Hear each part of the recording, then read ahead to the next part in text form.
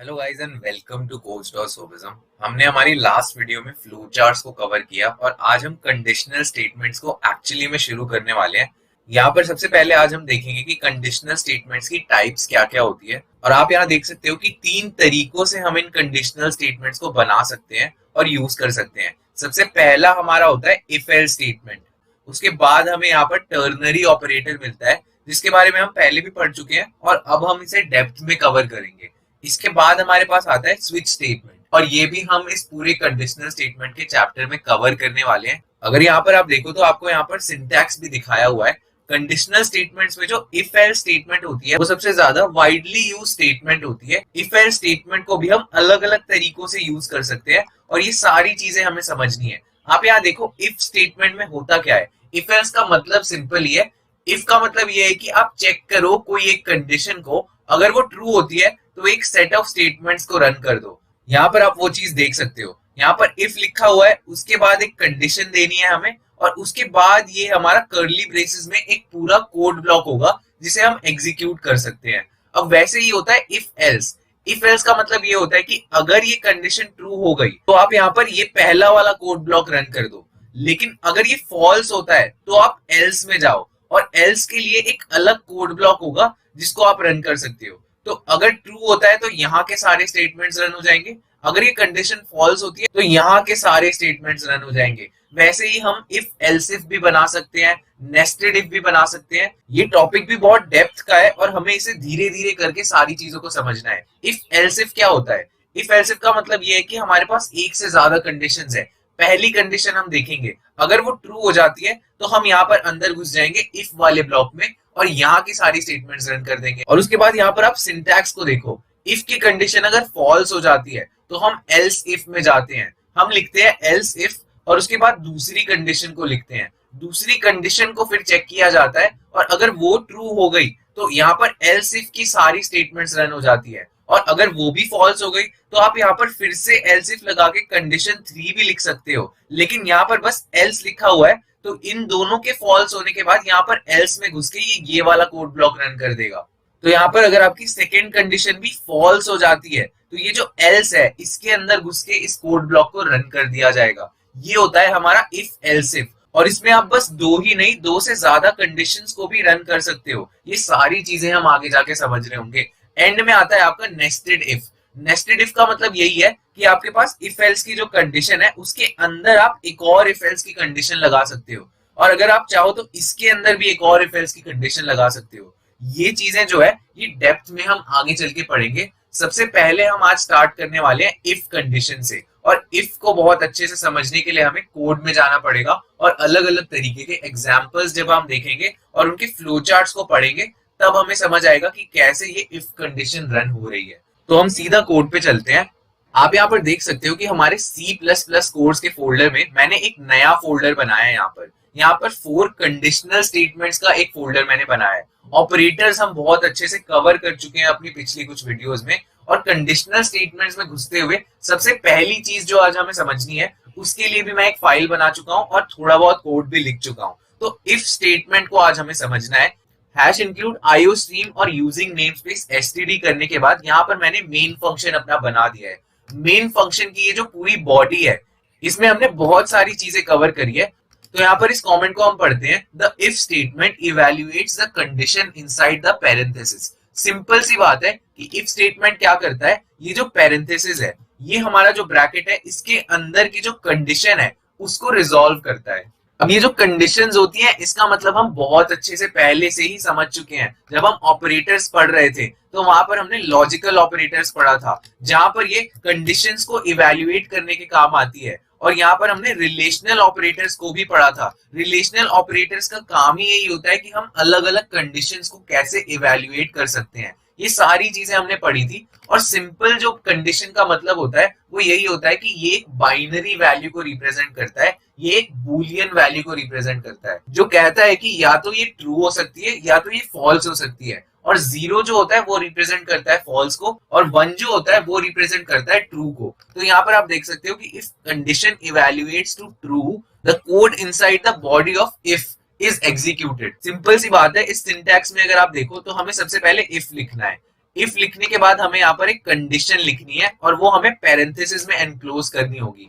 उसके बाद आप यहाँ पर देखो कर्ली ब्रेसेस है, इसको हम नीचे भी लिख सकते हैं। तो यहाँ पर आप देख सकते हो कि ये कर्ली ब्रेसेस में एनक्लोज्ड है एक बॉडी, और ये बॉडी होती है इफ स्टेटमेंट की बॉडी। इसके अंदर हम कितनी भी स्टेटमेंट्स लिख सकते हैं और कुछ भी लिख सकते हैं, और वो सारी चीजें एग्जीक्यूट हो जाएगी अगर ये कंडीशन हमारी ट्रू हो जाती है। और अगर यहाँ पर ये जो कंडीशन है वो फॉल्स हो जाती है तो ये जो कोड होता है इफ बॉडी का वो स्किप कर दिया जाता है और हम अपने प्रोग्राम में आगे बढ़ जाते हैं। मतलब अगर ये कंडीशन यहाँ पर फॉल्स हो गई तो इस बॉडी में जितनी भी स्टेटमेंट्स होगी, ये पूरा जितना भी कोड ब्लॉक है ये स्किप कर दिया जाएगा और हम अपने प्रोग्राम में आगे बढ़ जाएंगे। अब ये चीज हम समझ चुके हैं कि सिंटैक्स हमें कैसे यूज करना है। अब हम एग्जाम्पल्स के थ्रू देखना चाहेंगे, बट सबसे पहले यहाँ पर ये कोड ब्लॉक्स के बारे में मैं आपको बता देता हूँ। ये जो हमारी कर्ली ब्रेसेस होती है ये रिप्रेजेंट करती है कोड ब्लॉक को। कोड ब्लॉक का मतलब यही है कि एक सेट ऑफ ऑपरेशंस या फिर सेट ऑफ स्टेटमेंट्स जो होती है वो एक साथ क्लब कर दी जाती है और इन कर्ली ब्रेसेस के अंदर उन्हें डाल दिया जाता है, और उसी को कोड ब्लॉक कहा जाता है। अभी यहाँ पर एक टेस्ट फाइल बना देता हूं मैं आपको और अच्छे से समझाने के लिए। मैं test.cpp फाइल बना के आपको कुछ चीजें यहाँ पर समझाता हूँ। अगर यहाँ पर test.cpp फाइल बन गई है तो हम यहाँ पर cpp की बॉयलर प्लेट ले आते हैं, जिसमें हमें बेसिक सारी चीजें मिल जाएंगी, hash include, iostream, using namespace, STD और मेन फंक्शन। ये बॉयलर प्लेट बनाना और यूज करना अपनी पूरी प्लेलिस्ट में मैं आपको बताता आया हूँ, तो आप प्लेलिस्ट को देखो अगर ये चीज आपको नहीं आती। तो हमने यहाँ बॉयलर प्लेट बना दी है और मेन फंक्शन भी बन चुका है। आप ये देखो कि मेन जो हमारा फंक्शन था उसमें सबसे पहले एक रिटर्न टाइप था। रिटर्न टाइप तो इंट था, तो हमने एंड में रिटर्न 0 कर दिया। उसके बाद हमने ये मेन फंक्शन लिख दिया, तो ये हमारा मेन फंक्शन का नाम हो गया। उसके बाद ये पैरेंथेसिस है, इन पैरेंथेसिस में हम पास करते हैं पैरामीटर, और ये जो फंक्शंस वाली चीजें हैं वो तो हमें बाद में समझनी है, बट यहाँ पर इंपॉर्टेंट चीज जो हमारे समझने के लिए है वो है ये कोड ब्लॉक। मेन फंक्शन का पूरा ये कोड ब्लॉक होने वाला है जो इस कर्ली ब्रेसेस में एनक्लोज्ड है। इसमें हम कितनी भी स्टेटमेंट्स रन करें वो सारी रन होती है और हम देखते आए हैं अपने सारे प्रोग्राम्स में। और अगर मैं चाहूं तो इसके अंदर एक और कोड ब्लॉक को बना सकता हूं, और अगर चाहूं तो उसके अंदर भी एक और कोड ब्लॉक को बना सकता हूं। तो ये हमारा नेस्टिंग ऑफ कोड ब्लॉक्स हो गया। अभी अगर ये चीज मैं हटा के यहाँ पर एक स्टेटमेंट लिख देता हूं, मैं लिखता हूं कि सी आउट कर दो, और यहाँ पर मैं हेलो वर्ल्ड लिखना चाहता हूं, और यहाँ पर मैं एक और सी आउट स्टेटमेंट लिख देता हूं, यहाँ पर एंडल होगा, और इस सी आउट स्टेटमेंट में मैं लिखूंगा कि हमने एंटर कर दिया है, you have entered the code block, और यहाँ पर फिर मैं एंडल भी कर देता हूं। आप यहाँ देख सकते हो कि ये एक कोड ब्लॉक बन चुका है, और इसमें कोई इफ स्टेटमेंट नहीं है, ये किसी स्टेटमेंट के साथ भी नहीं है, और ये फंक्शन के साथ भी नहीं है। तो हमारा ये जो कोड ब्लॉक होगा ये डायरेक्टली एग्जीक्यूट हो जाएगा। मतलब इसमें कोई कंडीशन जब चेक ही नहीं हो रही है तो ये इसके अंदर हमारा प्रोग्राम अपने आप घुस जाएगा और ये सारी स्टेटमेंट्स भी रन हो जाएगी। बट अगर मैं यहाँ पर इफ के साथ कंडीशन लगा दूं, कंडीशन में लिख देता हूँ 45 ग्रेटर देन 34, तो ये जो हमारी कंडीशन है ये ट्रू ही होगी क्योंकि 45 बड़ा होता है 34 से। तो इफ का हमें एक अलग कोड ब्लॉक बनाना है। अब ये जो कोड ब्लॉक होगा ये तभी रन होगा जब हमारा ये इफ की कंडीशन ट्रू होगी। तो यहाँ पर मैं इसमें लिख देता हूं कि द कंडीशन, पहले मैं यहाँ पर सी आउट करके लिखता हूं we have entered if body, if की बॉडी में हम एंटर कर चुके हैं, और एंडल कर देता हूं, और यहाँ पर ये भी लिख देता हूं कि 45 इज ग्रेटर देन 34। तो आप यहाँ पर एक चीज समझ सकते हो, यहाँ एंडल भी लिख देता हूं मैं। सिंपल सी चीज यहाँ ये है कि आपका ये जो 45 ग्रेटर देन 34 है ये ट्रू होने वाला है। इस ट्रू होने की वजह से ही ये वाला हमारा कोड ब्लॉक रन होने वाला है, और यहाँ पर कोई कंडीशन ही नहीं है इसलिए ये कोड ब्लॉक रन हो गया। एक और चीज आपको मैं बता दूं कि ये जो कोड ब्लॉक था यहाँ पर तो आपको कोई एरर नहीं दे रहा था, बट अगर आप बाहर बना दो, मतलब मेन फंक्शन के बाहर इस कोड ब्लॉक को इंडिपेंडेंटली बनाना चाहोगे तो आपको ये एक प्रॉब्लम दे देगा। अब इस प्रॉब्लम को हम देख लेते हैं। ये कह रहा है कि एक्सपेक्टेड अ डिक्लेरेशन, मतलब इस कोड ब्लॉक का कोई नाम होना चाहिए क्योंकि कोई भी कोड ब्लॉक इंडिपेंडेंटली एग्जिस्ट नहीं कर सकता। यहाँ पर ये वाला जो कोड ब्लॉक था ये तो मेन फंक्शन के अंदर था तो ये एग्जिस्ट कर सकता है, और यहाँ पर हम नेस्टिंग भी कर सकते हैं कोड ब्लॉक की, एक के अंदर एक कोड ब्लॉक्स बनाए जा सकते हैं। बट जो हमारा सबसे बाहर वाला कोड ब्लॉक होता है उसे हमेशा एक नाम चाहिए होता है। और ये अंदर वाले इसीलिए हमारे एरर नहीं दे रहे क्योंकि पहले से ही बाहर एक मेन फंक्शन का कोड ब्लॉक एग्जिस्ट करता है और उसकी वजह से ये सारे कोड ब्लॉक्स जितने भी हम अंदर बना रहे हैं वो वैलिडेट हो जाएंगे।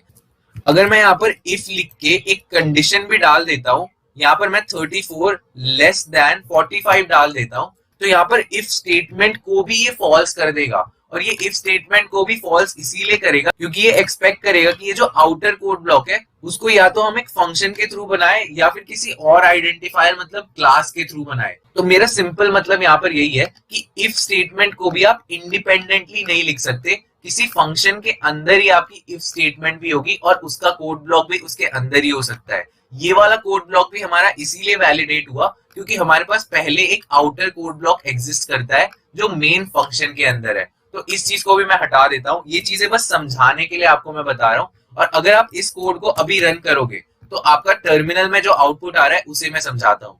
सबसे पहले हमारा मेन फंक्शन रन होता है, हमें पता है ये जो आउटर कोड ब्लॉक है इसके अंदर ये घुसा, तो इसने सबसे पहले यहाँ पर एक इनर कोड ब्लॉक देखा, तो इस ब्लॉक के अंदर ये घुस गया और ये पूरी बॉडी हो गई हमारी इस कोड ब्लॉक की। अभी सबसे पहले देखेगा कि एक सी आउट है, you have entered the code block, तो ये उस चीज को प्रिंट कर देगा। उसके बाद ये सेकेंड स्टेटमेंट को रन करेगा, सेकेंड स्टेटमेंट हमारी हेलो वर्ल्ड प्रिंट कर देगी।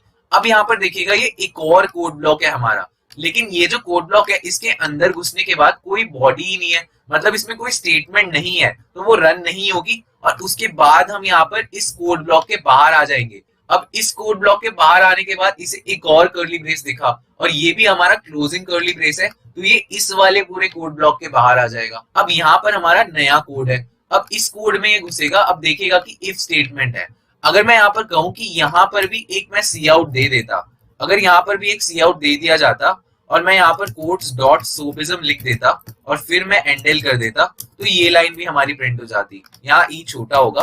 अब अगर आप इसको रन करोगे तो आप ये देखोगे कि हेलो वर्ल्ड के बाद ये पहले इसमें घुसेगा और पहले हमारे कोड्स डॉट सोफिज्म को रन करेगा और उसके बाद ये इफ स्टेटमेंट पे आएगा, क्योंकि उसके बाद ही ये दोनों कोड ब्लॉक्स के बाहर आएगा और फिर इफ स्टेटमेंट की कंडीशन चेक होगी। अब ये कंडीशन जो है ये हमारी ट्रू है, 45 ग्रेटर देन 34 ट्रू होती है, तो ये इसके अंदर घुस के हमारी इफ की बॉडी में आएगा और इन सारी चीजों को रन करेगा। और आप देख सकते हो आउटपुट में we have entered if body भी प्रिंट हो गया और 45 इज ग्रेटर देन 34 भी प्रिंट हो गया है।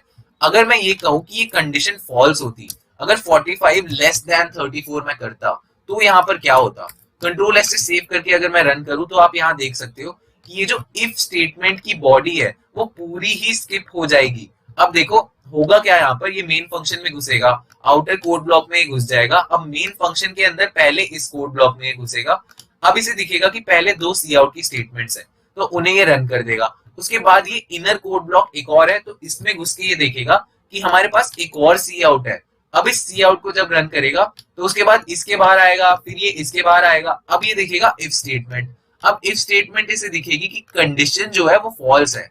अब इस कंडीशन की फॉल्स होने की वजह से ये जितना पूरा कोड ब्लॉक है उसे स्किप कर देगा। तो मैं यही बताना चाहता हूं कि ये फायदा है इफ स्टेटमेंट का। अगर हम इफ लिख के किसी एक चीज को चेक करने के बाद कोई काम करवाना चाहते हैं तो हम ये काम करवा सकते हैं इफ स्टेटमेंट का यूज करके। तो हम यहाँ पर अपने मेन प्रोग्राम में घुसते हैं, इस प्रोग्राम में सारी चीजों को समझते हैं धीरे धीरे। हमने सिंटैक्स और इफ की सारी चीजें समझ ली है और पहले आप यहाँ पर देख सकते हो कि ये कोड ब्लॉक है, तो सबसे पहले हमारा प्रोग्राम कहाँ घुसेगा? इस कोड ब्लॉक में घुसेगा। और यहाँ पर मैंने ये लिख भी रखा है कि this is the code block without a condition. अब यहाँ पर कोई कंडीशन ही नहीं है, तो the flow of program will always enter this block. मतलब ये वाली जो लाइन है वो हमेशा प्रिंट होगी क्योंकि यहाँ पर कोई कंडीशन ही नहीं है और हमने इफ भी नहीं लिखा है। अब आगे बढ़ते हुए आप देखो, हमने एक इफ स्टेटमेंट का भी एग्जाम्पल देखा है। इस चीज को मैं अनकॉमेंट करता हूँ। ये पूरा एग्जाम्पल जब आप देखोगे तो यहाँ पर हमने क्या लिखा है? इफ, और उसके बाद ये जो कंडीशन है उसमें हमने 1 डाल दिया है। अब 1 का मतलब आप खुद सोचो, 1 हमारा रिप्रेजेंट करता है एक ट्रू वैल्यू को, और ये जो कंडीशन होती है वो एक बूलियन वैल्यू को ही एक्सपेक्ट कर रही होती है। तो यहाँ पर आप कोई भी एक्सप्रेशन लिखोगे तो वो ट्राई करेगा कि इसको मैं एक बूलियन वैल्यू में चेंज करूं, और इस 1 को ये चेंज कर देगा ट्रू में, और ट्रू होने की वजह से ये इसकी बॉडी में घुस के सारी चीजों को रन करा देगा। अब अगर मैं इसे रन करता हूं तो आप देख सकते हो, कंट्रोल एस से सेव करके मैं इसे रन करूंगा और अपने आउटपुट को आप देखो। सबसे पहले तो हेलो वर्ल्ड प्रिंट हुआ क्योंकि ये जो पहला कोड ब्लॉक है उसमें तो कोई कंडीशन ही नहीं है, तो ये हेलो वर्ल्ड तो प्रिंट होना ही है और ये हर बार प्रिंट होगा। बट इफ में हमारी एक कंडीशन है, लेकिन ये कंडीशन अभी ट्रू को रिप्रेजेंट कर रही है, तो इसीलिए दोनों सी आउट के स्टेटमेंट्स भी रन हो गए हैं। और ये कह रहा है कि you have entered the body of if statement, और उसके बाद ये कह रहा है कि this statement will always be executed because condition is 1। अब ये वाली जो स्टेटमेंट है वो भी हमेशा ही एग्जीक्यूट होगी, क्योंकि हमारा जो कंडीशन है वो 1 दे दिया है हमने, जो ऑलवेज ट्रू को ही रिप्रेजेंट करेगा। और अब आप यहाँ पर इस कमेंट को पढ़ो, you can write the code you want in this if body like defining variables, taking inputs, giving outputs etcetera. मतलब हम यहाँ पर कोई भी काम करवा सकते हैं। मैं एक इंटीजर टाइप का वेरिएबल भी बना सकता हूँ और कोई भी काम यहाँ पर कर सकता हूँ, उसमें वैल्यू भी दे सकता हूँ, और अगर मैं चाहूँ तो सी आउट भी करवा सकता हूँ और उसे मैं यहाँ पर प्रिंट भी कर सकता हूँ। अगर मैं इसे रन करूँ तो आप यहाँ पर देखोगे कि 34 प्रिंट हो जाएगा। अगर मैं यहाँ चाहूँ तो सीन के थ्रू उसे एंटर भी करवा सकता हूँ। यहाँ मैं वैर कर लूँ और उसके बाद सीन करूँ, तो कंट्रोल एस से सेव करके अगर इसे रन करूंगा तो यहाँ पर आप देख सकते हो इनपुट मांगेगा ये। इस इनपुट में मैं 354 डाल दूं तो हमारा 354 भी प्रिंट हो जाएगा। तो ये सारे काम करवाए जा सकते हैं इफ स्टेटमेंट के अंदर। इसको भी मैं कमेंट कर देता हूँ। अब आप यहाँ देखो कि इफ में तो हमारा 1 था तो ये रन हो गया, बट इफ में अगर 0 होता, वो चीज मैंने नीचे दिखाई है आपको, और ये 0 अगर होता तो ये कभी रन ही नहीं होता। पहले मैंने इस लाइन को अनकॉमेंट किया है। ये लाइन हमारी कहती है कि you have entered the main function and if statement is ended. ये वाला जो सी आउट है ये मेन फंक्शन के कोड ब्लॉक का है। ये जो आउटर कोड ब्लॉक आपको दिख रहा है, ये जो मेन फंक्शन का कोड ब्लॉक है, ये हमारा सी आउट मेन फंक्शन के कोड ब्लॉक का है और वो चीज यहाँ पर प्रिंट हो रही है। अब आप यहाँ पर इफ 0 देखो, इफ 0 का मतलब सिंपल ही रहने वाला है। 0 तो हमारी फॉल्स को रिप्रेजेंट करती है, तो यहाँ पर मैंने पहले लिखा है you have entered the body of if statement. उसके बाद मैंने लिखा है कि this statement will never be executed because condition is 0। तो हम यहाँ पर लिख भी सकते हैं जब ये इफ स्किप हो जाएगा, क्योंकि जब हमारा प्रोग्राम फ्लो यहाँ पर आएगा तो वो चेक करेगा कंडीशन को, और 0 होने के बाद वो सीधा इसके बाहर आ जाएगा, क्योंकि ये जो पूरा कोड ब्लॉक है वो रन ही नहीं होगा। तो यहाँ पर ये सी आउट को पहले रन करेगा। और यहाँ पर मैंने लिखा है कि the body of above if statement is, और इसके बाद मैं यहाँ पर स्किप भी लिख देता हूँ, क्योंकि ये जो इफ 0 है ये स्किप हो चुका है। अगर मैं इसे रन भी करूंगा तो आप आउटपुट में देखोगे you have entered the main function and if statement is ended. ये वाली लाइन हमारी प्रिंट हुई थी और उसके बाद सीधा हमारी the body of above if statement is skipped print हुआ है। तो आई होप आप ये बेसिक सी बातें समझे हो। अब आगे बढ़ते हुए मैं कुछ लॉजिकल एग्जांपल्स के थ्रू ये सारी चीजें आपको समझाऊंगा, ताकि आपको इफ का यूज करना भी समझ आए। अब इफ में यहाँ पर कुछ और चीजें भी होती है, और पहली लाइन यहाँ पर कह रही है कि we can have empty if body as well without error. अब ये तो वही हो गया जो हमने टेस्ट में देखा था। अगर यहाँ पर हम एम्प्टी बॉडी रख देते हैं, इस इफ की बॉडी भी अगर एम्प्टी होती तो भी हमारा एरर नहीं आता। और अगर मैं इसे ट्रू भी कर दूं, कंडीशन को 45 ग्रेटर देन 34 कर दूं और फिर इसे रन करूं, तो ये यहाँ पर कोई स्टेटमेंट प्रिंट ही नहीं करेगा। इस codes.sobism के बाद ये इसमें घुसेगा और इस कोड ब्लॉक के अंदर भी घुसेगा, बट यहाँ पर कोई स्टेटमेंट ना होने की वजह से कुछ भी प्रिंट नहीं हुआ है, और फिर वो बाहर आके फिर रिटर्न 0 हो जाएगा। ये पहली स्टेटमेंट हमारी कह रही है कि हम एम्प्टी बॉडी भी रख सकते हैं। अब उसके बाद दूसरी स्टेटमेंट देखो, ये इंपॉर्टेंट बात है यार बहुत। If there is only one statement in the if body using curly braces is not mandatory. आप एग्जांपल्स के थ्रू ये देखो, मैं इसे अनकॉमेंट करता हूँ और कहता हूँ कि इफ 2 लेस देन 3। अब ये वाली जो पूरी कंडीशन है ये ट्रू को रिप्रेजेंट कर रही है, क्योंकि 2 तो छोटा ही होता है हमारे 3 से। तो यहाँ पर मैं कहना ये चाहता हूँ कि अगर आप एक ही स्टेटमेंट को रन कर रहे हो, क्योंकि यहाँ पर एक ही बार ये सेमीकोलन लग रहा है और एक पूरी स्टेटमेंट को रिप्रेजेंट हम कर रहे हैं, तो आपको कर्ली ब्रेसेस लगाने की जरूरत नहीं है। अगर आप लगाओगे तो भी कोई प्रॉब्लम नहीं है, और बहुत लोग सिंगल लाइन के लिए भी इन कर्ली ब्रेसेस को लगाते हैं। और इसको अगर मैं रन करूं तो आप देखोगे कि 2 इज लेस देन 3 प्रिंट हो जाएगा। बट अगर मैं ये वाली स्टेटमेंट ना भी लिखूं, मतलब ये कर्ली ब्रेसेस ना लगाऊं, तो भी आपका 2 इज लेस देन 3 प्रिंट हो जाएगा। और सिंगल स्टेटमेंट का मतलब बस यही नहीं है कि वो एक सी आउट ही हो सकता है, वो कोई भी सिंगल स्टेटमेंट हो सकता है। अगर मैं यहाँ पर इंट सम इक्वल्स 34 प्लस 45 करना चाहूं, तो ये भी हमारा सिंगल स्टेटमेंट को ही रिप्रेजेंट कर रहा है। तो कोई भी सिंगल स्टेटमेंट अगर आपको रन करनी हो तो आप यहाँ पर कर्ली ब्रेसेस के बिना भी रन कर सकते हो। और यहाँ पर एक और एग्जांपल है सेम चीज का। अगर इफ ट्रू और लॉजिकल एंड ट्रू हमने किया है, मतलब ये है कि ये ट्रू और ट्रू के बीच में एंड ऑपरेशन करवा रहा है, तो एंड ऑपरेशन के बाद फाइनल रिजल्ट भी हमारा ट्रू ही होगा। तो ये पूरी कंडीशन ट्रू हो गई है, और यहाँ पर हम एक सिंगल स्टेटमेंट को ही रन कर रहे हैं, तो इसीलिए हम ये सी आउट को प्रिंट करवा सकते हैं विदाउट कर्ली ब्रेसेस। मतलब लॉजिकल एंड जब भी होगा दो ट्रू के बीच तो फाइनल आंसर भी हमारा ट्रू ही होगा। तो ये बेसिक बेसिक बातें आपको मैंने समझाई। अब कुछ एग्जाम्पल्स पे चलते हैं और ये एग्जाम्पल्स हमारे थोड़े लॉजिकल है और आपको रियल लाइफ में कैसे इफ का यूज करना होगा और कोडिंग में कैसे इफ का यूज करना होगा वो समझ आएगा इस एग्जाम्पल के थ्रू। पहला एग्जाम्पल देखो, हम चेक करना चाहते हैं कि कोई भी नंबर जो हमने एंटर किया वो पॉजिटिव है या नहीं। अगर वो पॉजिटिव है तो आप बस मेंशन कर दो कि वो नंबर पॉजिटिव है और उसके बाद आप उस नंबर को प्रिंट कर दो। वो नंबर आप प्रिंट करोगे इररिस्पेक्टिव ऑफ द फैक्ट कि वो पॉजिटिव है या नेगेटिव है। अगर ये नेगेटिव होता तो भी आप उस नंबर को प्रिंट करते। हम यहाँ पर इसे अनकॉमेंट करके थोड़ा समझते हैं। सबसे पहले मैं कह रहा हूँ कि पहले इन नम बनाओ, उसके बाद एंटर अ नंबर और सी इन के थ्रू आप एंटर करवा लो उस नंबर को। अब हमारे यूजर ने एक नंबर एंटर कर दिया है हमारे लिए। अब वो यूजर हमारा कोई भी नंबर एंटर कर सकता है, -4 -6 भी कर सकता है, 0 भी कर सकता है और पॉजिटिव कोई भी नंबर कर सकता है। तो पॉजिटिव नंबर वही होंगे जो 0 से बड़े होंगे, 1 2 3 4 और आगे जितने भी इंटीजर्स हो सकते हैं। तो अगर उसने एक नेगेटिव नंबर एंटर कर दिया तो हमें मेंशन करने की जरूरत नहीं है, बट अगर उसने एक पॉजिटिव नंबर एंटर कर दिया तो हमें बस मेंशन करना है कि नंबर पॉजिटिव है। तो उसी के लिए ये प्रोग्राम है। अगर मैं इसे कंट्रोल ऐसे सेव करके रन करता हूँ तो आप यहाँ पर देखोगे ये हमें बोल रहा है एंटर अ नंबर।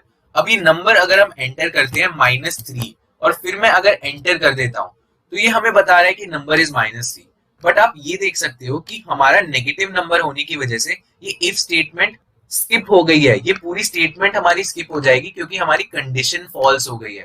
अब इसे अगर मैं फिर से रन करता हूँ और यहाँ पर मैं 3 दे देता हूँ तो 3 हमारा पॉजिटिव है, तो ये कहेगा कि नंबर इज पॉजिटिव और उसके बाद ये बता देगा कि नंबर हमारा 3 है।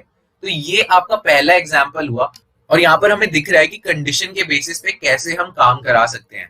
यहाँ पर आपके लिए एक फ्लो चार्ट भी मैं बना देता हूँ। अगर इतना हमारा प्रोग्राम होता और स्टार्ट हो रहा होता मेन फंक्शन से तो हम यहाँ देख सकते हैं कि स्टार्ट के बाद जो पहली वाली चीज होती वो हमारी नम बन रही है। तो मैं यहाँ कह सकता हूँ कि डिक्लेयर कर दो, डिक्लेयर नम कर दो। ये बेसिक सा एग्जाम्पल तो बहुत ईजी है, बट ये फ्लो चार्ट मैं इसलिए बना रहा हूँ ताकि आप फ्लो ऑफ प्रोग्राम को अच्छे से समझ पाओ। ये हमारा डिक्लेयर नम होने के बाद दो चीजें होने वाली है। पहले हमारा एक सी आउट होगा और फिर हमारा एक सी इन होगा। तो यहाँ पर पहले हम प्रिंट कर देंगे कि एंटर अ नंबर और उसके बाद हम इनपुट ले लेंगे। इनपुट हम क्या लेंगे? इनपुट हम नम का लेंगे। अब ये दोनों हमारे पैरेललोग्राम है और ये हमारा रेक्टेंगल था क्योंकि ये एक प्रोसेस है और ये इनपुट आउटपुट स्टेटमेंट्स है। अब इसके आगे आप देखोगे कि एक डायमंड स्ट्रक्चर होगा। अब ये डायमंड इसलिए बना है क्योंकि हमारी एक कंडीशन आ चुकी है और इस कंडीशन के बेसिस पे नम ग्रेटर देन 0 के बेसिस पे अगर ये ट्रू हो जाता है, अगर ये ट्रू हो जाता है और अगर ये फॉल्स हो जाता है तो हमारे पास दो चीजें हो सकती हैं, दो पाथ्स हो सकते हैं अपने प्रोग्राम के। तो ट्रू होने पे हम कह देंगे नंबर इज पॉजिटिव, तो नंबर पॉजिटिव हम प्रिंट करवा देंगे ट्रू है अगर। और अगर ये फॉल्स है तो ये हमारा प्रोग्राम सीधा इसके बाद आके इस लाइन को प्रिंट करा देगा और इतनी पूरी स्टेटमेंट्स को स्किप कर देगा। तो हम यहाँ सी आउट बोल सकते हैं कि क्या होगा, सी आउट हमारा प्रिंट हो जाएगा जो भी नंबर है वो नंबर हमारा प्रिंट हो गया। बट अगर आप देखो तो ये ट्रू के बाद इस लाइन को प्रिंट करने के बाद भी उसी चीज पे आ रहा है, तो यहाँ से हमारा प्रोग्राम फ्लो यहीं पर जाएगा और उसके बाद हमारा प्रोग्राम एंड होगा। अब इस प्रोग्राम फ्लो को आप देखो, अगर ट्रू होता है तो एक नई लाइन अलग से एडिशनल चीज होगी और उसके बाद ये नम पे चला जाएगा, और अगर फॉल्स हुई तो वो सीधा नम पे चला जाएगा और इस चीज को स्किप कर देगा। तो ये स्टेप है एक्स्ट्रा इफ स्टेटमेंट की वजह से। इफ स्टेटमेंट बनाने की वजह से हमारा प्रोग्राम फ्लो दो डायरेक्शंस में जा सकता है और वही मैंने इस फ्लो चार्ट में आपको समझाया है। आगे बढ़ते हुए दूसरे एग्जांपल्स को समझते हैं। यहाँ पर अपने सेकंड एग्जांपल को हम देखते हैं। ये भी बहुत सिंपल सी चीज है यार।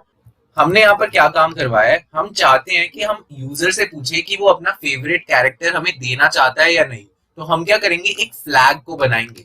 अब ये फ्लैग क्या है, ये एक इंटीजर है, इंटीजर टाइप का हमने फ्लैग बनाया है और वो अगर 0 सेव करेगा तो वो कहना चाहता है कि हम स्किप करना चाहते हैं इस काम को। अगर ये जो फ्लैग है उसमें 1 सेव हो जाएगा तो हमारा यूजर ये चाहता है कि वो अपने फेवरेट कैरेक्टर को हमें देना चाहता है और वही चीज हमने प्रिंट करवाई है, enter 1 to give us your favourite character. और वही यहाँ इफ स्टेटमेंट में रिप्रेजेंट हो रहा है। आप देखो इफ के बाद हमने कंडीशन में लिखा कि फ्लैग इक्वल्स टू 1 होना चाहिए। अगर इक्वल्स टू 1 हुआ मतलब यूजर ने 1 दिया तो ये वाला काम आप करवाओ, और अगर इक्वल्स टू 1 नहीं हुआ तो आप पूरा काम ही स्किप कर दो। अब इसमें क्या हो रहा है, हम फेव नम बना रहे हैं, फेव नम के बाद हम बोल रहे हैं एंटर योर फेवरेट नंबर, उसके बाद सीन करवा के हम उस फेवरेट नंबर को प्रिंट कर रहे हैं। सिंपल सी चीज हो रही है यहाँ पर, बट यहाँ पर इफ का काम आपको मैं समझा रहा हूँ कि अगर आप किसी चीज को करवाना चाहते हो एक कंडीशन के बेसिस पे, तो हम यहाँ पर इफ से करवा सकते हैं। इसको कंट्रोल एस से सेव करके अगर मैं रन करूँ तो हमारे प्रोग्राम में यहाँ एंटर अ नंबर बोल रहा है, तो ये तो ऊपर वाली चीज है, तो इसको मैं एंटर कर भी देता हूँ। यहाँ पर मैं 3 कर देता हूँ और उसके बाद एंटर करने पे आप देखो नंबर इस 3 तक प्रिंट हो गया। और उसके बाद यहाँ पर जब ये नीचे आएगा तो ये कहेगा enter 1 to give us your fav cap, और कहेगा कि एंटर 0 टू स्किप। एंडल की वजह से यहाँ पर नई लाइन आ गई है, तो यहाँ पे हमें एंटर करना होगा और मैं अभी यहाँ पर 0 एंटर करूंगा। और 0 एंटर करने पे आप देखोगे कि हमारा प्रोग्राम ही एंड हो गया और ये जितनी भी इफ की लाइंस थी वो स्किप हो गई। तो अगर इसे मैं फिर से रन करता हूँ और यहाँ एंटर नंबर में मैं 3 देके एंटर कर देता हूँ, तो आप यहाँ देखोगे फिर से हमें मांग रहा है। अब मैं इसे 1 दे दूंगा। अब जब मैंने 1 दिया तो ये जो कंडीशन है ये ट्रू होने वाली है। अब इस कंडीशन के ट्रू होने की वजह से ये इसके अंदर घुस जाएगा। अब इसके अंदर घुसने के बाद ये हमें बोलेगा एंटर योर फेवरेट नंबर, और हम फेवरेट नंबर 45 दे देते हैं। 45 देने पे आप देखोगे कि योर फेवरेट नंबर इज 45 आपका प्रिंट हो गया है। तो ये हमारा सेकेंड एग्जांपल हो गया इफ स्टेटमेंट का, और अलग अलग सारी चीजें मैंने आपको समझा दी है जो भी मैं प्रोग्राम में आपको समझाना चाहता था।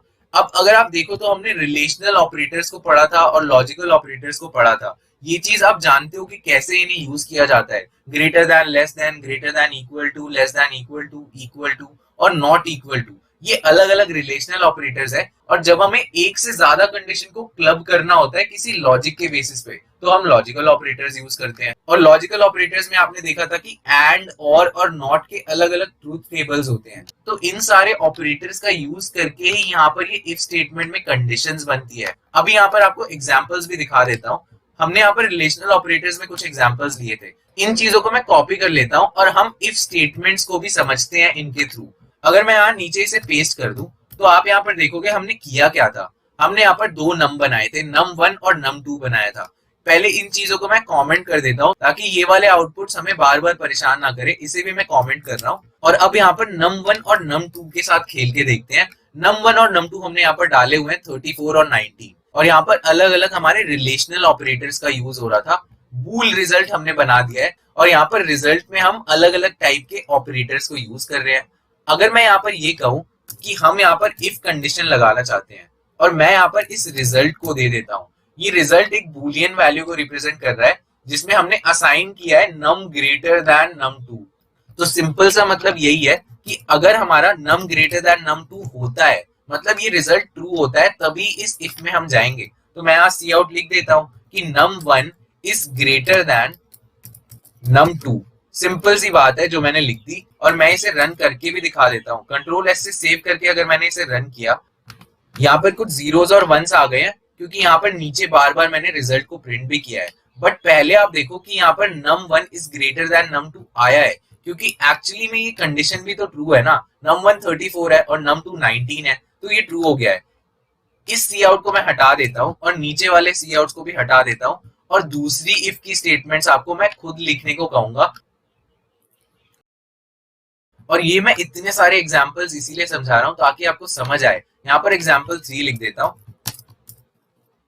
एग्जाम्पल 3 लिख के मैं रिलेशनल ऑपरेटर्स लिख देता हूं, और फिर हम यहाँ पर आगे वाली इफ स्टेटमेंट्स लिखते हैं। अब दूसरी इफ स्टेटमेंट क्या कहेगी, रिजल्ट में एक नई वैल्यू सेव हो रही है, ऊपर वाले को कॉपी करके यहाँ पर मैं पेस्ट कर रहा हूँ। अब अगर ये जो रिजल्ट है वो num1 लेस देन num2 के लिए है, तो मैं यहाँ पर लेस देन लिख देता हूँ। लेस देन जो है ये वाली कंडीशन अब हमारी फॉल्स होगी, तो इसीलिए ये वाला जो स्टेटमेंट है, ये वाली जो इफ की पूरी बॉडी है, ये स्किप होने वाली है हमारी। तो कंट्रोल ऐसे सेव करके मैं रन करूं तो आप यहाँ देख सकते हो num1 is greater than num2 तो प्रिंट हुआ है, but num1 is less than num2 print नहीं हुआ है क्योंकि ये इफ कंडीशन फॉल्स हो गई। और अगर मैं यहाँ पर इस चीज को वापस से पेस्ट करूं और मैं कहूं ग्रेटर देन इक्वल्स टू, अब हम रिप्रेजेंट कर रहे हैं, तो ग्रेटर देन इक्वल्स टू भी प्रिंट होगा ही। और फिर से इसे रन किया जाए तो आप यहाँ देख सकते हो ग्रेटर देन इक्वल्स में भी ये ट्रू आएगा। और अब मैं इस चीज को भी कर देता हूं, यहाँ पर लेस देन होगा, लेस देन इक्वल्स टू, और ये चीज भी हमारी फॉल्स होने वाली है। कंट्रोल ऐसे सेव करके जब मैंने रन किया तो आप यहाँ देख सकते हो जो ग्रेटर देन वाले थे वो तो प्रिंट हुए हैं, बट लेस देन वाले प्रिंट नहीं हुए। अब नेक्स्ट चीज को आप देखोगे तो ये भी आपका फॉल्स ही होगा। अब ये रिजल्ट सेव कर रहा है num1 इक्वल्स टू, तो यहाँ पर मैं इक्वल्स टू लिख देता हूँ। सिमिलरली लास्ट वाला भी यहीं पे मैं लिख देता हूं और एंड में सीधा रन करूंगा। नॉट इक्वल्स टू यहां पर आएगा और अब आप इसे रन करोगे पूरे को तो आप ये देख सकते हो कि ग्रेटर देन num2 तो है, num1 greater than equals num2 भी है, लेकिन और num1 नॉट इक्वल्स num2 भी है, बट यहाँ पर जो चीजें फॉल्स है वो प्रिंट नहीं हो रही और जो चीजें ट्रू है बस वही प्रिंट हुई है। तो यहाँ पर भी हमने रिलेशनल ऑपरेटर्स में अलग अलग तरीके से इफ स्टेटमेंट्स का भी यूज देख लिया। अब आगे हम लॉजिकल ऑपरेटर्स वाला भी काम देख लेते हैं। लॉजिकल ऑपरेटर्स में भी हमने कुछ बेसिक एग्जांपल्स किए थे और एंड में जो एग्जांपल्स थे उन्हें मैं आपको समझाऊंगा। अब ये वाला जो एग्जांपल पासवर्ड वाला था ये बड़ा ट्रिकी और बहुत ही इंटरेस्टिंग था और वैसे ही हमारा यहाँ एज वाला भी था। इन दोनों को कंट्रोल सी से कॉपी करके इफ स्टेटमेंट में मैं ले आऊंगा और यहाँ पर इन एग्जांपल्स को मैं आपको इफ के साथ समझाऊंगा। पहले तो हमने बस लॉजिकल ऑपरेटर्स को समझा था, अब हम लॉजिकल ऑपरेटर्स को इफ स्टेटमेंट के साथ समझने वाले हैं और ये एग्जाम्पल हमारा 4th है और ये वाला जो एग्जाम्पल है वो हमारा 5th है। और अभी के लिए इसको मैं कमेंट कर देता हूँ क्योंकि पहले मैं 4th आपको समझाऊंगा। और अब 4th में देखो क्या था, हमें क्या करना था कि चेक करना था if person is child, adult, middle aged और ओल्ड।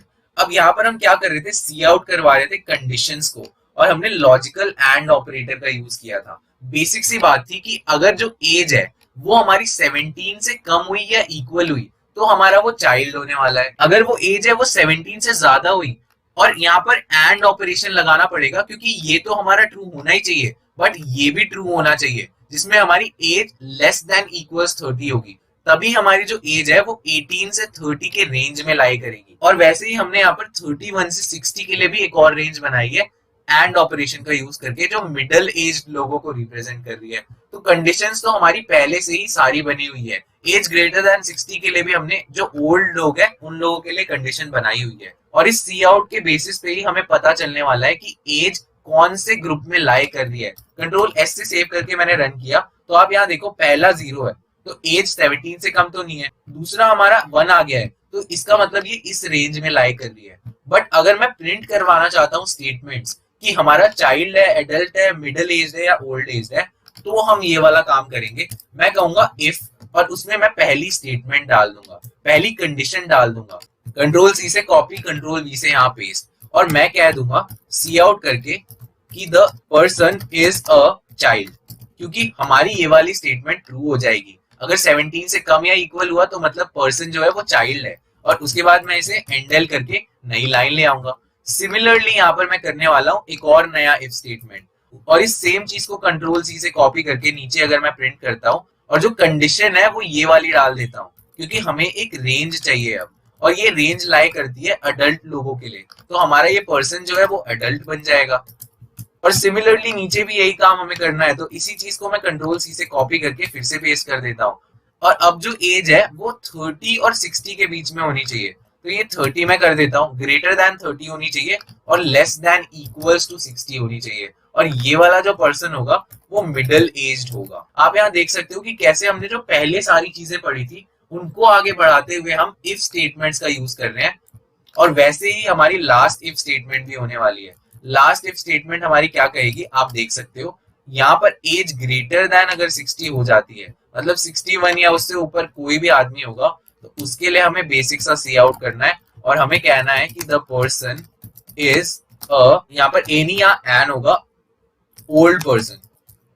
यहाँ पर भी एक ही जगह एन होगा क्योंकि ये एडल्ट है और ये ओल्ड है और यहाँ पर वॉवल्स के पहले हमेशा हमें एन लिखना होता है। तो ये हमारी अलग अलग चीजें हो गई। इस एग्जाम्पल को मैंने इफ के साथ आपको समझाया। अगर मैं इसे रन करता हूं तो आप यहाँ पर यही देखोगे कि पहले तो हमने एक गलती करी है, गलती पहले देख लेते हैं कहां पर हुई है। यहाँ पर हमें ये कह रहा है कि 141 जो लाइन है वहां पर आपने एक मिस्टेक करी है। 141 लाइन पे अगर हम जाएं तो आप यहाँ पर देख सकते हो कि हमने सेमीकोलन नहीं लगाया और ये वाली गलती बहुत बार हम कर देते हैं, एंडल करके हम सेमीकोलन लगाएंगे। तो अब अगर इसे रन किया जाए तो आप देख सकते हो पहले तो ये 0100 प्रिंट हुआ जो ये वाली सी आउट स्टेटमेंट्स थी जिनकी अब हमें कोई जरूरत नहीं है क्योंकि हम डायरेक्टली इफ का यूज करके उसी चीज को प्रिंट कर सकते हैं जो हमारी एक्चुअली में ट्रू है और एक्चुअली में वो पर्सन एडल्ट है, इसलिए हम यहाँ पर कह सकते हैं कि द पर्सन इज अडल्ट। अब फिर से कंट्रोल एस से सेव करके अगर रन करूं तो आप देख सकते हो कि the person is adult print हमारा हो चुका है। हम यहाँ पर चाहे तो इनपुट भी करवा सकते थे। अगर मैं यहाँ पर सी इन करवा दूं, उससे पहले सी आउट करके मैं बोल दूं कि एंटर योर एज, और उसके बाद यहाँ पर मैं सी इन कर दूं और फिर मैं कह दूं कि आप एज को डाल दो, तो आप यहाँ पर एज को एंटर भी करवा सकते हो। अब यहाँ पर कोई भी एज आप लिखो, 45 अगर मैं लिख देता हूँ तो ये पर्सन मिडिल एज होगा। अगर मैं यहाँ पर कुछ और लिख देता हूँ, यहाँ पर मैं 23 लिख दूं तो अब ये पर्सन अडल्ट हो जाएगा। और वैसे ही अगर ये एज मैं 17 से कम कर दूं, मैं 3 कर देता हूँ एज को, तो ये पर्सन हमारा चाइल्ड हो जाएगा। और अगर इसी एज को मैं बार बार इस प्रोग्राम को रन कर रहा हूँ और अलग अलग इनपुट्स दे के आपको दिखा रहा हूँ, 67 कर देता हूँ, तो ये हमारा एक ओल्ड पर्सन हो जाएगा। तो ये हमारा इफ स्टेटमेंट का बहुत अच्छा यूज हमने देखा, और हम यहाँ पर बता पा रहे हैं एज के बेसिस पे कि चाइल्ड है, एडल्ट है, मिडिल एज है या ओल्ड है। अब ये वाला एग्जाम्पल हमारा हो गया। अब नेक्स्ट एग्जाम्पल अगर हम देखें तो आप देखोगे ये इफ एल्स यहाँ पर हटा देता हूँ, और यहाँ पर हम इफ को बहुत अच्छे से समझने वाले हैं चेकिंग द पासवर्ड्स में। ये एग्जाम्पल बड़ा इंटरेस्टिंग सा था और इसको हमें इफ के साथ करने में बहुत मजा आने वाला है। पहले मैं इस चीज को यहाँ पर कमेंट कर देता हूँ ताकि हमें इनपुट मांगना ये शुरू ना कर दे, और यहाँ नीचे आके चेकिंग द पासवर्ड वाले एग्जाम्पल को समझाता हूँ। सबसे पहले आप यहाँ देखो सेव पासवर्ड, हमारा जो मोबाइल है उसमें एक सेव पासवर्ड है जो कि 12345 है, तो ये चीज आप समझ गए। उसके बाद दूसरी चीज ये है कि हमारे पास एक एंटर्ड पासवर्ड का वेरिएबल हमने बनाया है, तो हम यूजर से एंटर करवाएंगे पासवर्ड को, एंटर द पासवर्ड हम कहेंगे, फिर हमारा यूजर जो है एंटर करेगा पासवर्ड को। अब ये पासवर्ड सेव्ड पासवर्ड के इक्वल भी हो सकता है और इक्वल नहीं भी हो सकता है। अगर हमें पासवर्ड पता है तो हम सही पासवर्ड ही डालेंगे और हमारा फोन खुल जाना चाहिए। और यहाँ पर आप ये भी देखो कि आप फिंगरप्रिंट मैच भी यूज कर सकते हो, और फिंगरप्रिंट मैच जो है वो एक बूलियन वैल्यू को सेव कर रहा है। अब ये बायोमेट्रिक्स है, तो इवैल्यूएशन के बाद या तो वो फिंगरप्रिंट मैच फॉल्स होगा या तो वो ट्रू होगा। अब मान लो कि यहाँ पर अभी फॉल्स है, तो ऐसा मान लो कि अगर आप अपने भाई का फोन खोलना चाहते हो और आपको पासवर्ड पता है बट आपका फिंगरप्रिंट मैच नहीं हुआ, फिंगरप्रिंट तो फॉल्स हो गया बट जो सेव्ड पासवर्ड है वो आप सही कर सकते हो। तो यहाँ पर आप आगे बढ़ते हुए देखो, पहले तो पासवर्ड मैच है हमारा, मतलब अगर आपका सेव्ड पासवर्ड इक्वल्स टू हो जाता है एंटर्ड पासवर्ड के, तो आपका बूलियन वैल्यू एक सेव होगी जो कि हमारी ट्रू होगी। तो आपने पासवर्ड मैच ट्रू कर दिया, तो फाइनली आपका फोन तो खुल ही जाना चाहिए ना। तो इसीलिए यहाँ पर जो बूल वेरिएबल ओपन फोन है उसमें हमने और ऑपरेशन लगाया है। इस और का मतलब यही है कि दोनों में से कोई एक अगर ट्रू हो गया तो आप फोन को खोल दो, मतलब फाइनली भी ट्रू कर दो, और अगर दोनों ही फॉल्स हुए तभी आप फॉल्स करना। मतलब अगर आपको पासवर्ड भी नहीं पता और फिंगरप्रिंट भी आपका गलत है तो आपका फोन कभी ओपन नहीं होने वाला। बट अगर आपका बस पासवर्ड सही है या फिर अगर आप बस फिंगरप्रिंट मैच सही करवा दो और आपको पासवर्ड नहीं पता, तो भी आपका फोन खुल जाना चाहिए। तो ये अभी आपको पूरा सिनेरियो समझा दिया मैंने और पूरा प्रोग्राम समझा दिया। बट हमें करना क्या है, हमें यहाँ पर सी आउट करवाना है कि हमारा फोन खुला या नहीं खुला। और बूल वेरिएबल्स तो हम सारे पहले से ही बना चुके हैं, तो यहाँ पर मैं इफ लिखता हूँ, फिंगरप्रिंट मैच को लिख देता हूँ। अब फिंगरप्रिंट मैच अपने आप में ही एक बूलियन वैल्यू है, तो ये बूलियन वैल्यू अगर ट्रू होती है तो हम यहाँ सी आउट करवा सकते हैं योर फिंगरप्रिंट इज मैच्ड। और हमें यहाँ पर पता है कि ये फॉल्स है, तो हमारा फिंगरप्रिंट तो मैच नहीं हुआ है। लेकिन फिंगरप्रिंट मैच नहीं हुआ है, यहाँ पर पहले मैं एंटर कर देता हूँ, फिंगरप्रिंट मैच नहीं हुआ है बट अभी भी हमारे पास एक और चांस है। हम यहाँ पर पासवर्ड मैच भी देख सकते हैं, और हमने जो पासवर्ड लिखा था वो मैच हुआ है या नहीं हुआ वो भी मैं चेक कर लेता हूँ। अगर मैं इफ लिख के यहाँ पर पासवर्ड मैच को यूज करता हूँ एज अ कंडीशन, मतलब एज अ बूलियन वैल्यू, अब ये बूलियन वैल्यू अगर ट्रू हो जाती है तो इसका मतलब ये है कि योर पासवर्ड इज मैच्ड। अब हमारा पासवर्ड जब मैच हो गया, यहाँ पर भी एंडल लगाना मैं भूल गया, एंडल लगाया मैंने, तो हमारी ये वाली लाइन प्रिंट होगी। और फाइनली अगर आप देखो तो फोन ओपन करने के लिए इस चीज को आपको ट्रू करना होगा। अब ये ओपन फोन जो बूलियन वैल्यू है, इसको अगर मैं ट्रू कर देता हूं तो इस कंडीशन में हमारा क्या प्रिंट होगा, योर फोन इज ओपन। और इसके बाद हम यहाँ पर एंडल कर देते हैं। अब आप देखो कि ये हमने अलग अलग इफ स्टेटमेंट्स का यूज किया है। अब प्रोग्राम को मैं रन करता हूँ, और प्रोग्राम को जब मैंने रन किया तो आप यहाँ पर एंटर करो पासवर्ड को। अगर मैं गलत पासवर्ड यहाँ पर डाल देता हूँ तो वो वाला सिनेरियो पहले दिखाता हूँ। अगर मैं 3 4 5 6 7 डाल देता हूँ, अब ये गलत पासवर्ड है। अब इसको जब मैं एंटर करूंगा तो आपका बस 0 प्रिंट हो रहा है। अब ये 0 भी कहां से प्रिंट हो रहा है, क्योंकि यहाँ पर एंड में हमने ओपन फोन को प्रिंट किया था। तो आप यहाँ पर ये चीज देखो यार कि कोई भी इफ स्टेटमेंट रन नहीं हुई है, हमने पासवर्ड गलत कर दिया, तो यहाँ पर नीचे हुआ क्या होगा, फिंगरप्रिंट हमारा फॉल्स है और उसके बाद ये इफ कंडीशन में जब घुसेगा तो ये देखेगा कि ये फॉल्स है, तो इस पूरे ब्लॉक को ही स्किप कर दिया जाएगा। अब ये स्किप हो गया, उसके बाद ये पासवर्ड मैच वेरिएबल को चेक करेगा। अब इसमें ये saved password equals to entered password कर रहा है और ये चीज हमारी फॉल्स है क्योंकि हमने 3 4 5 6 7 दे दिया और पासवर्ड हमारा 1 2 3 4 5 है। तो अब ये वाली चीज भी अब पूरी स्किप हो जाएगी क्योंकि पासवर्ड मैच हमारा फॉल्स को सेव कर रहा है। अब आप थोड़ा और नीचे आओगे तो देखोगे ओपन फोन है। अब ये और ऑपरेशन ये कहता है कि इन दोनों में से बस एक को आप ट्रू कर दो तो मैं फाइनल ट्रू कर दूंगा, बट एक्चुअली में ये दोनों ही फॉल्स है, तो इसीलिए हमारा फाइनल आंसर भी फॉल्स ही होने वाला है। और ये ओपन फोन फॉल्स होने की वजह से आपका फोन नहीं खुला और आपका 0 प्रिंट हो गया। और सेम चीज अगर फिर से रन करी जाए और सही पासवर्ड डाल दिया जाए तो आप यहाँ देख सकते हो कि आपका पासवर्ड तो मैच हो गया है, बट यहाँ पर फिंगरप्रिंट मैच नहीं हुआ था, तो फिंगरप्रिंट मैच वाला सी आउट नहीं हुआ, बट पासवर्ड इज मैच आपका आ चुका है और आपका फोन इज ओपन ये भी आपका सी आउट आ चुका है। तो दोनों काम हो चुके हैं। अगर मैं इस एग्जांपल को थोड़ा सा चेंज करते हुए इसे अगर मैं ट्रू कर देता हूँ और फिर मैं आपको दिखाऊं कि आपने पासवर्ड मैच गलत कर दिया, अगर पासवर्ड मैच मैं फिर से 3 4 5 6 7 दे दूं बट फिंगरप्रिंट मेरे पास अब ट्रू आ चुका है, तब आप देखोगे कि फिंगरप्रिंट तो आपका मैच हो चुका है बट पासवर्ड मैच नहीं हुआ है, लेकिन फाइनली फोन तो खुल ही जाएगा क्योंकि फिंगरप्रिंट मैच हो चुका है। तो ये सारा सिनेरियो है जो मैंने बहुत अच्छे से आपको एक्सप्लेन किया और ये जो एग्जांपल है इसके थ्रू आप समझे होंगे कि इफ स्टेटमेंट्स कितनी इंपॉर्टेंट होती है। तो आई होप आप ये पूरा एग्जांपल समझ गए हो। यहाँ पर मैंने बहुत सारी चीजें बनाई और बहुत बड़ा आपका वीडियो हो गया इफ स्टेटमेंट्स के लिए, बट यहाँ पर अगर आप इस चीज को अच्छे से समझ गए हो तो आगे आपको सब कुछ बहुत इजी लगेगा। इफ एल्स स्टेटमेंट्स भी बहुत इजी लगेगी, इफ एल्स इफ और नेस्टेड भी सब कुछ आपको इजी लगने वाला है। तो गाइज मैं होप कर रहा हूँ कि आपको ये वीडियो अच्छी लगी हो और आपको सारी चीजें समझ आई हो। तो प्लीज इस वीडियो पे कमेंट करो और लाइक करो इस वीडियो को और मेरे चैनल को जाके सब्सक्राइब करो। सो गाइज इस वीडियो के लिए इतना ही। Thank you and I will see you in the next video.